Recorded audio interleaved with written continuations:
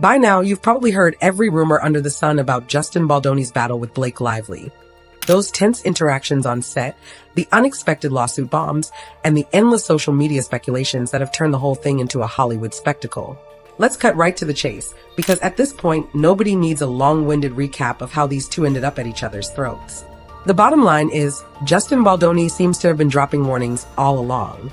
9 different times, in fact, trying to tip us off about Blake's real intentions before the scandal erupted in full force. So, why didn't anyone catch those signals when he first sent them up? Well, it's easy to overlook subtle alarms when you're dazzled by celebrity glamour and distracted by carefully crafted PR. But believe me, Justin wasn't exactly subtle once you examine his interviews, statements, and behind-the-scenes accounts. This man was practically waving a neon sign that read, "Something is off here." And sure enough, once the dust settled, we realized he'd been dropping hints the entire time. Now that you're all caught up on the broad strokes, let's walk through the specific moments, 1 through 9, where Justin looked us dead in the eye and said, y'all should be paying attention to what's really happening. Because trust me, after seeing these clues laid out, you might find yourself rethinking everything you've heard about this ongoing feud. We all remember when the film adaptation of It Ends With Us got announced. A-listers were cast, the fan base was squealing with excitement, and the press ate it up. Justin Baldoni, known for his heartfelt approach to storytelling, was set to direct and produce, while Blake Lively was pegged to star in a role that everyone assumed would cement her status as a powerhouse lead. On paper, it sounded like a Hollywood match made in heaven. But the first time Justin Baldoni tried to tell us there was trouble in paradise happened right at the outset of production. Interviews from that early phase reveal him talking in circles whenever he was asked about how it felt to collaborate with Blake. He'd compliment the script, praise the original author, and even gush about how the entire cast was committed to telling an important story. Noticeably absent from his remarks, though, was any direct affirmation about working with Blake specifically. He made one offhand comment about stepping aside if someone else is better suited for the job, which would sound humble if you didn't catch the slight tension in his voice. Now that we know how things turned out, it's glaringly clear. Justin was telegraphing that his influence over production wasn't what he'd expected. Given that he was the one who'd been heavily involved in bringing this project to life, it's odd to hear a director step back like that. Some people brushed it off as him being modest, but in hindsight, that was definitely a first red flag. Once filming was underway, everything seemed peachy on the surface, at least according to the official social media posts and promotional tidbits. But behind the scenes, rumors started swirling that Blake Lively was flexing more creative control than people realized, effectively overshadowing Justin's role. The friction apparently grew so palpable that crew members reported tension you could cut with a knife. The second time Justin sent up a flare was during the lead-up to the movie's premiere. A friend of his let slip that Justin was feeling marginalized and stressed, yet he still put on a brave face whenever a camera pointed his way. Then came the actual premiere night, and people noticed Justin's awkward body language. While Blake soaked up the attention, Justin often stood off to the side, politely clapping or nodding without interjecting. When asked how he felt about seeing the project come to fruition, Justin offered praise for the entire team, but never singled out Blake's performance or her involvement in shaping the final cut. Again, he was being cordial, but the subtext felt louder than his polite smile. Looking back, it's as if he wanted us to notice how he was being kept out of the spotlight at his own event. Instead, folks just assumed it was standard red carpet chaos. Things took a sharp turn once the lawsuits became public. According to Blake Lively's initial legal filing, Justin had perpetuated a hostile environment on set, harassing her and even fueling a so-called smear campaign intended to ruin her. For fans of Justin Baldoni, who'd seen him as a model of modern masculinity and empathy, this was nothing short of shocking.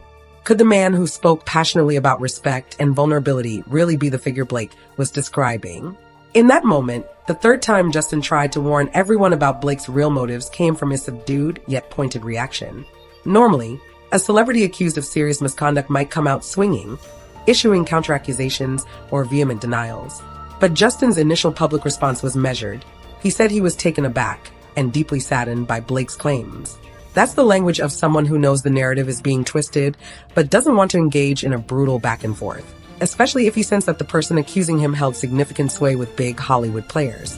Some folks found his calm approach admirable, while others viewed it as a sign of guilt. But if you listen closely, Justin's real warning was hidden in the disappointment he expressed. He hinted that there were complications behind the scenes fueling this turn of events. In a world where sensational headlines dominate, Such a subtle remark often gets lost. But for those paying attention, it was a neon clue.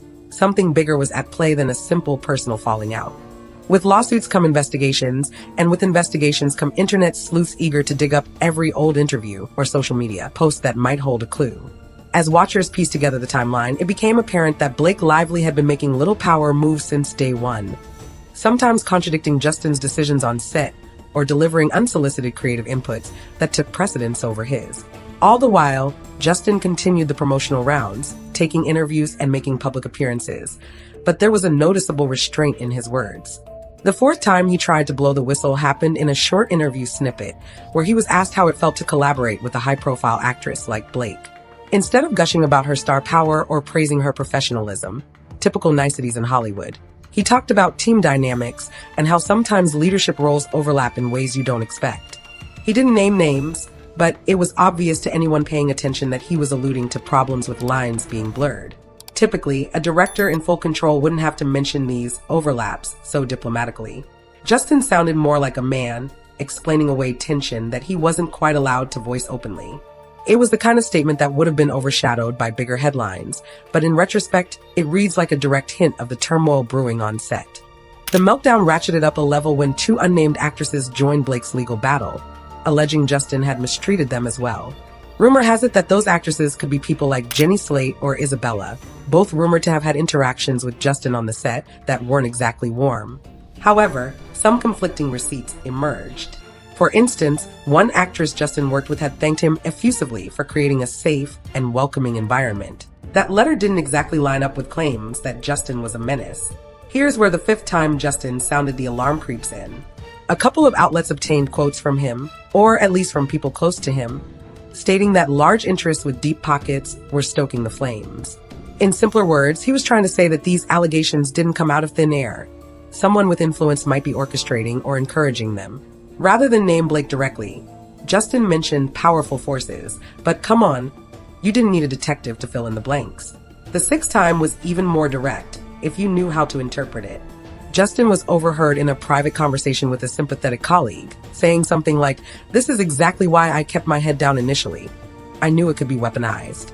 That line suggests he believes certain individuals, read, Blake, possibly backed by her high-profile friends or spouse, would twist any innocent remark into a full-blown attack on his character.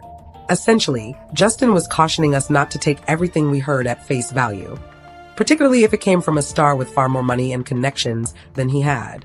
A turning point arrived when Justin started facing tangible career repercussions. For one, his talent agency, known for repping other heavy hitters like Blake Lively and Ryan Reynolds, chose to part ways with him. Officially, they cited contractual differences, but the timing was too spot on to be a mere coincidence.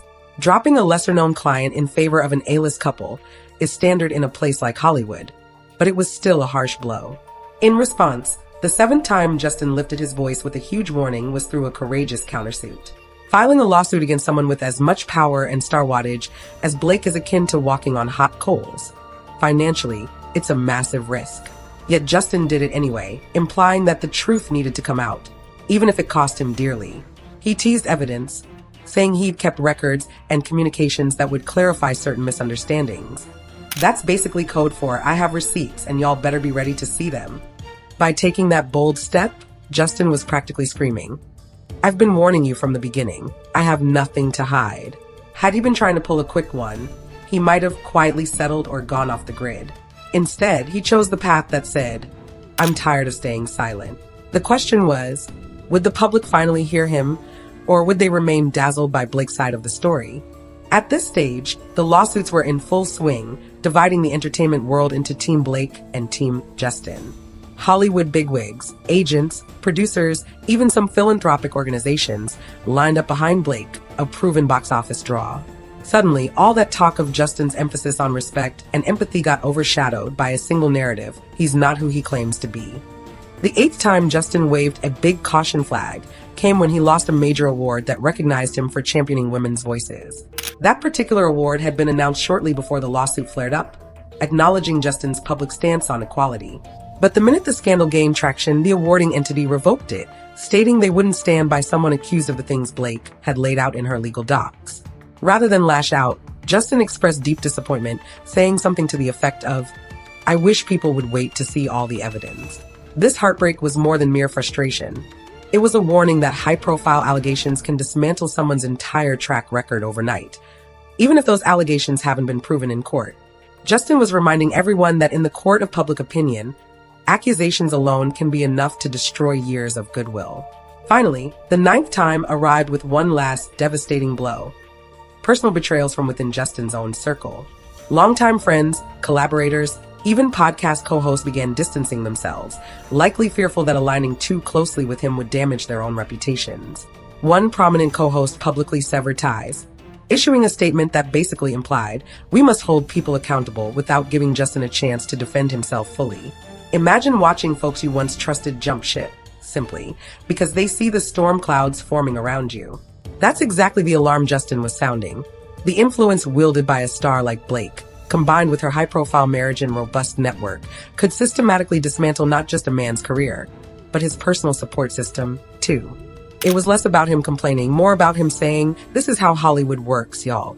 And I've been hinting at it for a while."